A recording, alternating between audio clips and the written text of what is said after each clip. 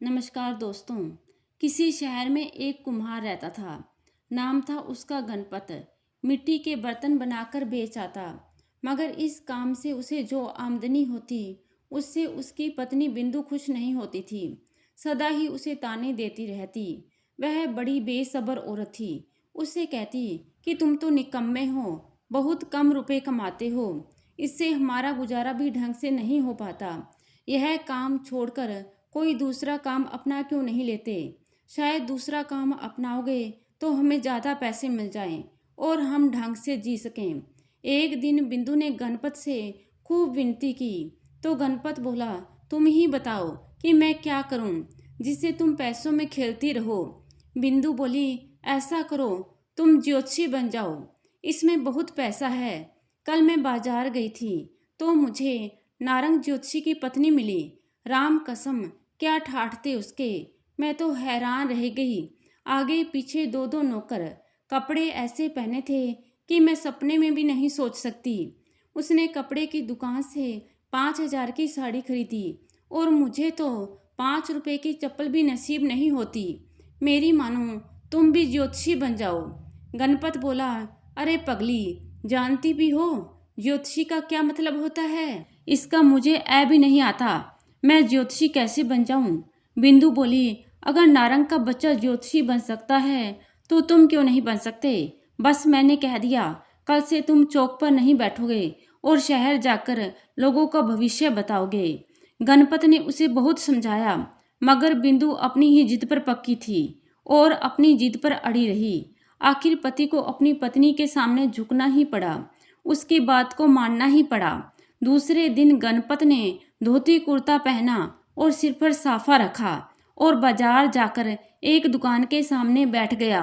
जो भी वहां से गुजरता गणपत उसे देखकर कहता, कोई चीज पूछ लो, भविष्य के बारे में पूछ लो, सितारों की चाल बदलकर हर मुश्किल हल कर सकता हूँ मैं। आइए आइए, मत शर्माइए, आने वाली हर समस्या को पहले ही हल कर लीजिए। बस फिर क्या था, उसके आस पास लोगों की भीड़ इकट्ठी हो गई। तभी एक जोहरी भीड़ को चीरता हुआ गणपत के पास आया और बोला, मैं एक जोहरी हूँ, राजा ने अपना ताज पॉलिश करवाने के लिए मेरे पास भिजवाया था, मगर उसका एक हीरा गुम हो गया है। अगर वह हीरा ना मिला तो मैं बेमौत मारा जाऊंगा।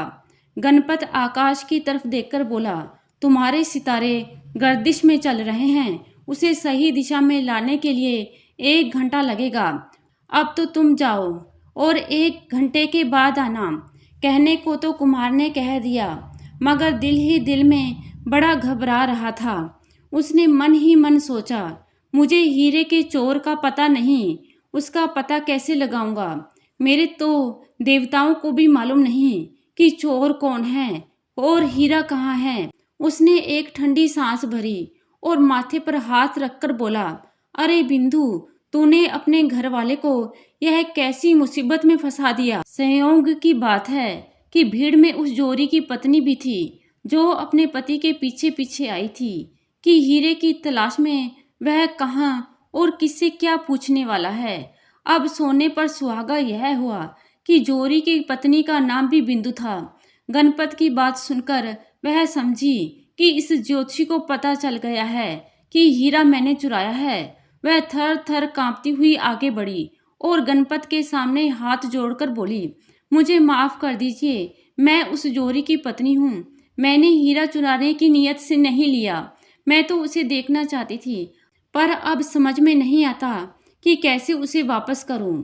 गणपत ने कहा, तुमने अपनी गलती मान ली, भगवान तुम्हें माफ जरूर करेगा।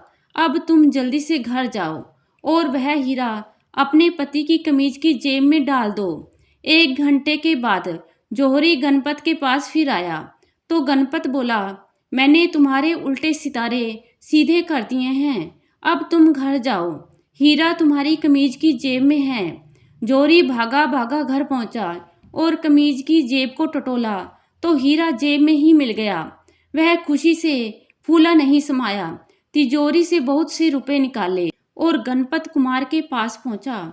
उसको आकर बोला, अरे आप तो बहुत ही पहुंचे हुए ज्योतिषी हैं, हीरा मेरी कमीज की जेब में ही था, 5,000 देकर जौहरी बोला, यह लो, मेरी तरफ से कुछ रुपए हैं जो तुम्हें खुश होकर देना चाहता हूँ।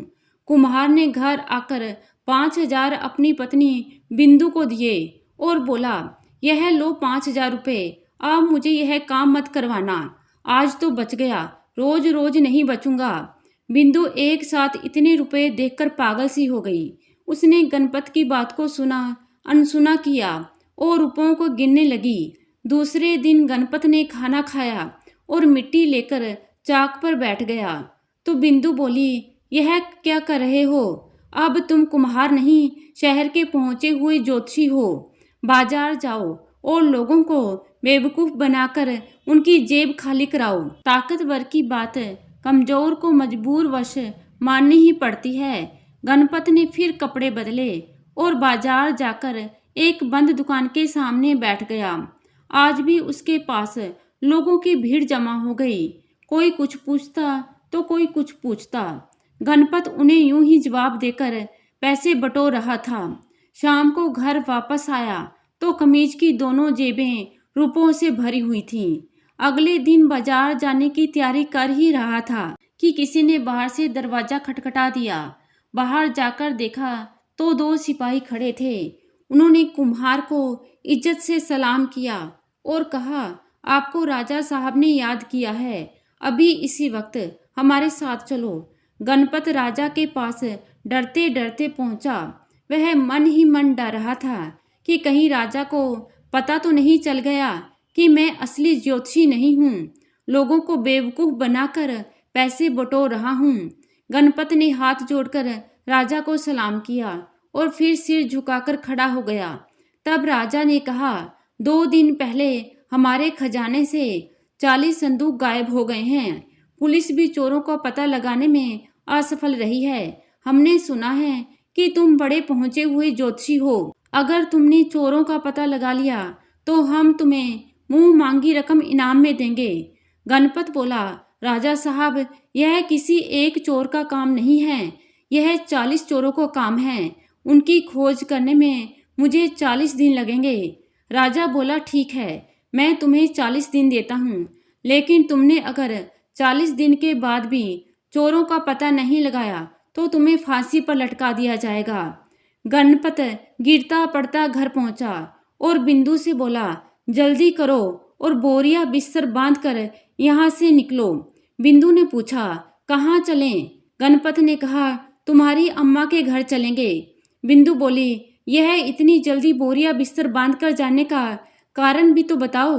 गणपत ने कहा, चोरों ने राजा के खजाने से हीरे और जवाहरात के 40 संदूक चुरा लिए हैं और राजा ने मुझे उन चोरों की खोज करने का हुक्म दिया है। अगर मैं 40 दिन में उनका पता नहीं लगा सका तो राजा मुझे फांसी पर लटका देगा।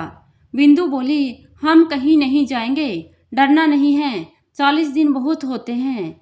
हो सकता है चोर पकड़े जाएं या फिर हो सकता है राजा खुद ही मर जाए। गणपत बोला, अगर ऐसा नहीं हुआ तो फिर क्या करेंगे? बिंदु बोली, फिर क्या करना है, 40वें दिन यहाँ से हम भाग जाएंगे। गणपत बोला, मगर हमें यह तो पता कैसे चलेगा कि कितने दिन गुजर गए? ना मुझे लिखना आता है ना तुम्हें लिखना आता है। फिर बिंदु कुछ सोचकर बोली, मैं ऐसा करती हूँ कि हर रोज शाम को सोते समय मटके में एक ठेकरी डाल दिया करूँगी। इस तरह पता चल जाएगा कि कितने दिन गुजर गए।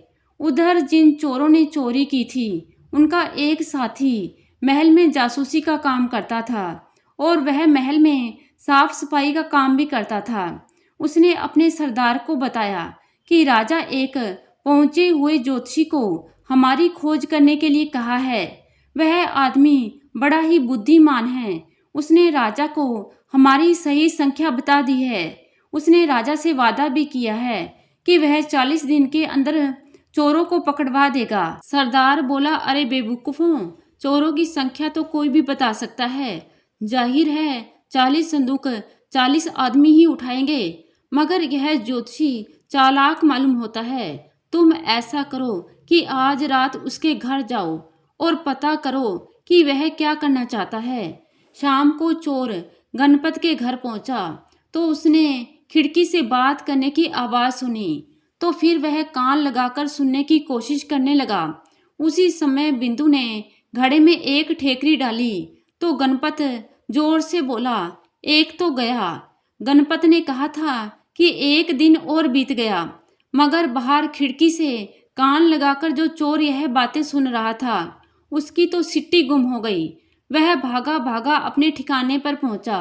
सरदार से बताया कि सचमुच वह तो बहुत पहुंचा हुआ ज्योतिषी है। जो ही मैंने उसकी खिड़की पर कान लगाए तो उसने कहा कि 40 में से एक गया। सरदार ने देखा कि उसके साथी यह बात सुनकर डरकर कांपने लगे हैं। सरदार उनको दिलासा देने के लिए जबरदस्ती मुस्कुराकर बोला, इसने गलत सुना होगा। कल तुम में से 2 आदमी वहां जाएं, ज्योतिषी के घर की खिड़की से कान लगाकर उनकी बातें सुने। दूसरे दिन 2 चोर छुपते छुपाते गणपत के घर पहुंचे और खिड़की से कान लगाकर खड़े हो गए। उस समय बिंदु ने दूसरी ठेकरी मटके में डाली तो गणपत जोर से बोला, 38 रह गए। दोनों चोर तो सर पर पैर रखकर वहां से भागे।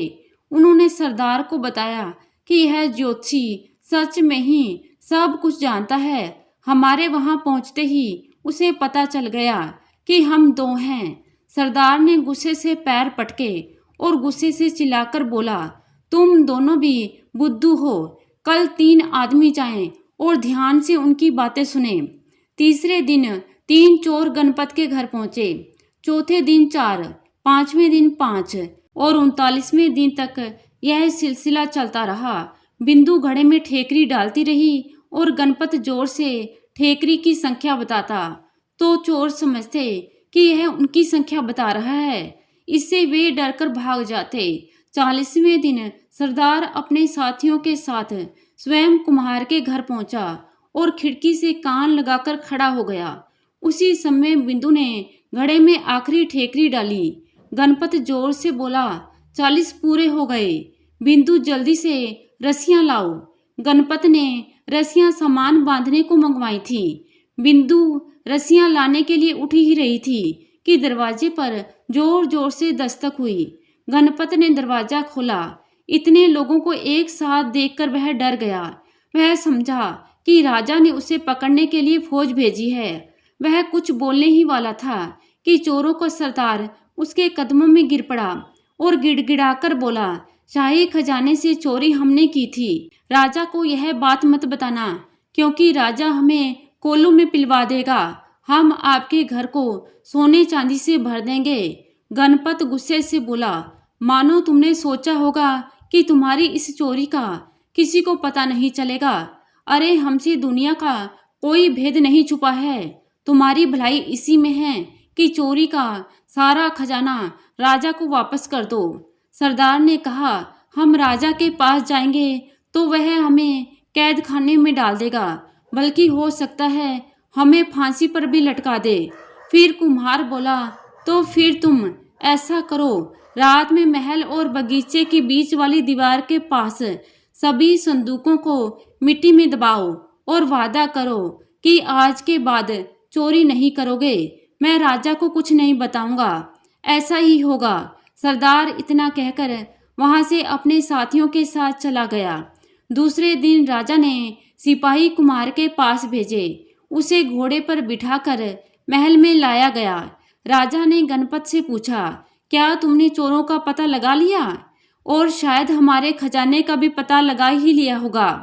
गणपत बोला, आपने बिल्कुल सही कहा, मगर आप हमें यह बताओ कि आपको किस चीज की ज्यादा जरूरत है, चोर की या खजाने की? मैं इनमें से आपको एक ही चीज के बारे में बता सकता हूँ। दोनों चीजें अगर बताऊंगा तो आपके सितारे खराब हो सकते हैं। राजा ने कहा, अगर ऐसी बात है तो हमें खजाना चाहिए, चोरों को हम बाद में निपट लेंगे। तो गणपत ने कहा, आप मेरे साथ आइए। राजा, मंत्री और राजा के सिपाही गणपत के पीछे पीछे चल दिए। गणपत उन्हें बगीचे और महल की बीच वाली दीवार के पास ले गया और सिपाहियों से कहा कि जमीन खोदो। सिपाहियों ने जमीन खोदी तो उसमें 40 संदूक निकले। राजा खुश होकर बोला, तुम तो कमाल के आदमी हो, आज से हम तुम्हें शाही ज्योतिषी बनाते हैं। गणपत हाथ जोड़कर बोला, मेरे सितारे अब मुझे काम करने की अनुमति नहीं देते। अब मैं यह काम छोड़कर घड़े बनाने का काम करूँगा। राजा ने गणपत को ध्यान से देखा और बोला, तुम शक्ल से कुम्हार ही लगते हो। कोई बात नहीं, फिर भी अगर तुम चाहो तो महल में कोई भी काम कर सकते हो। कुम्हार ने घर आकर बिंदु को सारी बात सुनाई तो बिंदु बोली, चाहे कुछ भी हो जाए मगर अब तुम ज्योतिषी का काम ही करोगे। तो दोस्तों, ये कहानी आपको कैसी लगी? आशा करती हूँ कहानी को पसंद करेंगे।